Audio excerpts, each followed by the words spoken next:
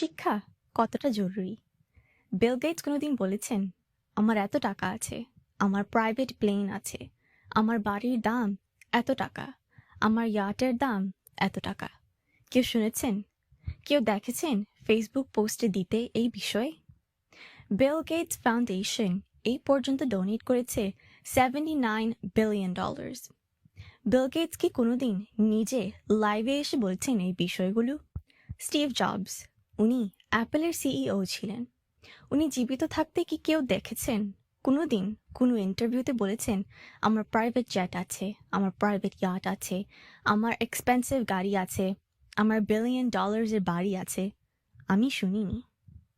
Elon Musk $1 billion ব্যয় করেছেন research করতে, বেটার ফিউচারের জন্য, বেটার ওয়ার্ল্ডের জন্য, হিউম্যান হেলথ টেকনোলজি অ্যান্ড ট্রিটমেন্টের জন্য। মার্ক জাকারবার্গ কত টাকার মালিক আপনি কল্পনাও করতে পারেন না।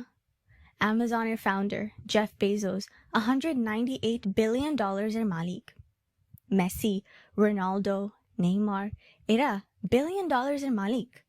সবার শুধু গাড়ি নয়, আছে expensive private jet, $1 billion house, private yacht, private resorts. কিন্তু এরা কখনো শো অফ করে না, কাউকে বলে না, দেখায় না। আসলে এদের ফ্রি টাইমও থাকে না। আমাদের অনেকেই একটা দামি গাড়ি কিনে লাইভে আসি, একটা অ্যাপার্টমেন্ট কিনে লাইভে আসি, সারাক্ষণ শো অফ করতে ব্যস্ত, মানুষকে দেখাতে ব্যস্ত, অহংকার করতে ব্যস্ত। এই ধরনের মানুষগুলোকে নিয়ে আমার সন্দেহ হয়। প্রথমত, ওদের শিক্ষার অভাব। দ্বিতীয়ত, ওরা বিবেকহীন।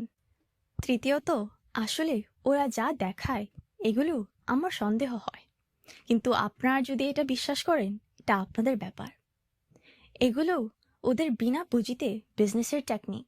যারা বেশি শো অফ করেন, ওদের বিশ্বাস করবেন তো মরবেন, ধরা খাবেন। ইজি মানির আশা করবেন না, নিজে পরিশ্রম করে উপার্জনের চেষ্টা করুন। চেষ্টা করে, পরিশ্রম করে সফল হয়নি এই ধরনের ইতিহাস নেই।